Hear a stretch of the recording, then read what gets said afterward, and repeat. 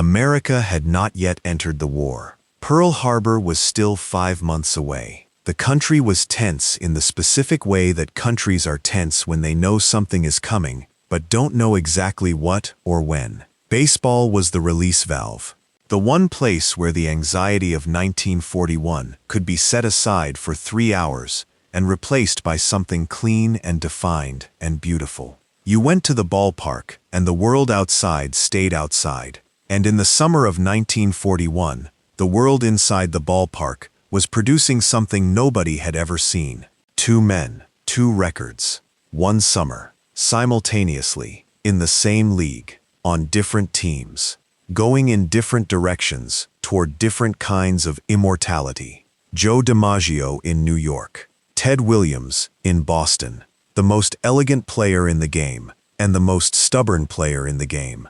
The man every city loved and the man his own city couldn't fully tame. 2 legends writing their names into the record book at the exact same time. And when the summer ended, only one of them would receive the award that the summer seemed to demand. That decision would be argued about for 80 years. It is still being argued about now. Joe DiMaggio was 26 years old in 1941, center fielder for the New York Yankees. 6 feet 2 inches of what baseball looked like when everything went right simultaneously. The physical grace, the complete absence of visible effort. The way DiMaggio moved in the outfield suggested that the ball was always going to land exactly where he was standing, that the only question was when he would choose to catch it. He hit the same way, no wasted motion, no mechanical excess, just the pure economy of a man who had figured out the shortest distance between intention and execution and eliminated everything in between.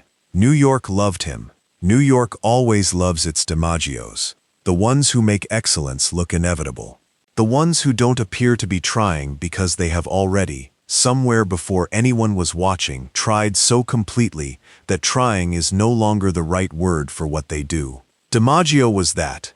He was also, by 1941, the most famous athlete in America, married to an actress, photographed constantly, the subject of a song that Ernest Hemingway would reference, and Simon and Garfunkel would immortalize. He was what New York produced when it produced its best. Ted Williams was 22 years old in 1941, left fielder for the Boston Red Sox. 6 feet 3 inches of something entirely different. Where DiMaggio was economy, Williams was intensity. Where DiMaggio seemed effortless, Williams seemed consumed. He thought about hitting the way scientists think about unsolved problems, obsessively, constantly, with a conviction that the answer was findable if you just thought hard enough and worked long enough, and refused to accept that there were limits to what understanding could produce. He studied pitchers the way no hitter before him had studied them. He talked about the mechanics of hitting in language that sounded like engineering. He believed that hitting a baseball was the hardest thing to do in sport, and that the difficulty was therefore the point, the thing worth dedicating a life to understanding. He was right, and in 1941 he was proving it in numbers that the sport had not seen since the 1920s. Boston loved him less cleanly than New York loved DiMaggio. Williams was difficult, was abrasive, refused to tip his cap to the crowd, regardless of what he'd just done, had opinions about how he was covered by the press, and said those opinions out loud. He was not the player who made loving him easy. He was the player who made watching him impossible to stop. The DiMaggio streak began on May 15th. He got a hit, then another, the next game, then another. By the time people started paying attention, really paying attention, he was already deep enough into it that the record books had to be consulted to understand what was at stake. The previous record was 44 consecutive games, set by Wee Willie Keeler in 1897. DiMaggio passed it on July 2nd. The nation, already watching closely, locked in completely. By July, the streak had become the dominant story in American life. Newspapers ran it on front pages that weren't sports pages. Radio programs interrupted regular programming to update listeners on whether DiMaggio had gotten his hit for the day. It was 56 games, 56 consecutive games with at least one hit, a number so large that when it finally ended, on July 17th, stopped by two exceptional plays by Cleveland third baseman Ken Keltner. The country mourned it, the way you mourn something irreplaceable. Because it was irreplaceable, it still is. No player in the 80 years since has come within 15 games of it. The 56-game hitting streak is the record that baseball people, when they discuss records that will never be broken, mention first. While DiMaggio was building the streak, Ted Williams was doing something equally extraordinary and receiving less attention for it, because the streak was a story that fit neatly into a headline, and Williams's achievement was a story that required context to understand. He was hitting over .400, not briefly, not fleetingly, consistently, over the full length of the season, at a level that the sport had not sustained since Bill Terry hit .401 in 1930. By September, as the season wound toward its conclusion, Williams was sitting at 39955, which, rounded to 3 decimal places, was .400 exactly. His manager offered him the option to sit out the final day's doubleheader, 2 games, against Philadelphia. The math was simple. If he played and went hitless, he would fall below .400. If he sat, he would finish at .400 exactly. A round number. Historic. Safe. Williams rejected the offer without deliberation. He played both games. He went 6 for 8. He finished the season at .406. The last player in baseball history to hit .400. And the decision to play when he could have sat, the refusal to protect a number by avoiding the competition, revealed something about Williams that his stubbornness and his difficulty often obscured. He was, underneath all of it, a competitor who believed that numbers had to be earned in real conditions. That .400 protected by a manager's caution was not .400. It was something lesser. He went out and got it the honest way. Subscribe if you've ever watched two people both be right at the same time. Hit like if you think this MVP decision was wrong. And drop a comment, DiMaggio or Williams. Because what happened at the MVP vote that winter is the part of this story that still makes people argue. The MVP voting happened after the season. Baseball writers voted.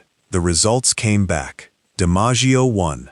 It was not close. DiMaggio received 15 first-place votes to Williams's 8. The arguments in favor of DiMaggio were legitimate. The Yankees had won the American League pennant. DiMaggio's teammates, the context argument went, demonstrated his value more completely than Williams's statistics did in isolation. A player who lifted his team to a championship, the argument continued, was more valuable than a player who produced historic individual numbers on a team that finished second.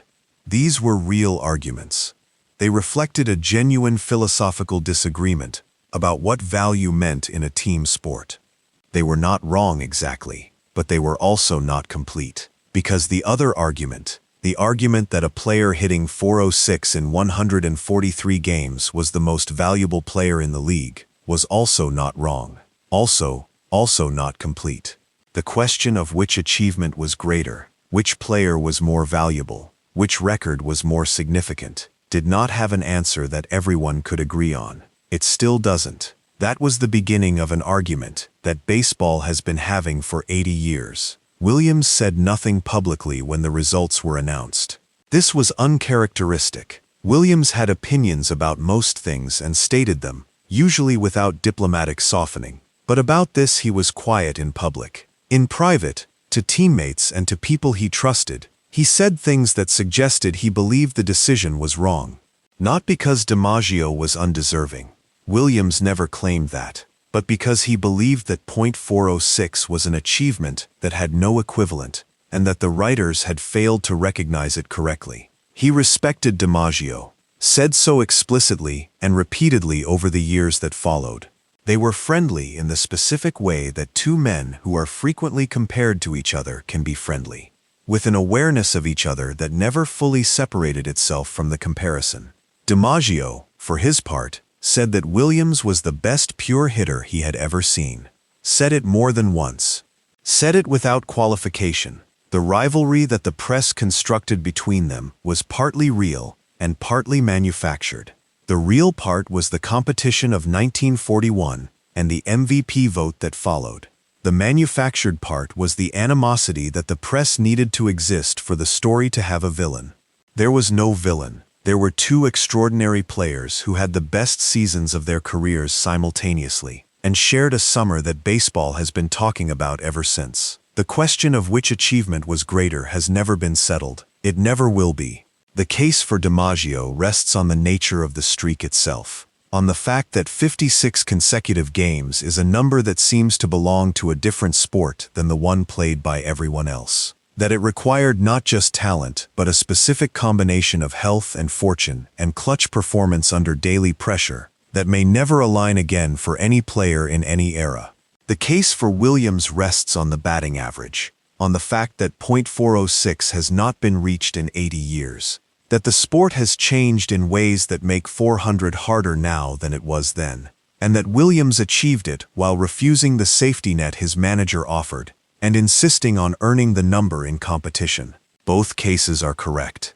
Both records are unreachable. Both summers, DiMaggio's and Williams's, happened simultaneously, in the same league, in the same year, in the same impossible American summer before the war changed everything. And only one MVP trophy existed. DiMaggio got it. Williams never got over it. And baseball never stopped arguing about whether that was right. That argument, 80 years later, shows no signs of ending, because the summer of 1941 produced two things that the sport had never seen before and has never seen since, and it only gave one of them a trophy, and the other one, the man who hit Schauler won. 406 and refused to sit out the final day and went 6 for 8 to earn the number the honest way. Went home to Boston with his batting average and his conviction that the writers had gotten it wrong. He was not wrong to think so. He was also not entirely right. That's what makes 1941 the summer that baseball still can't finish talking about.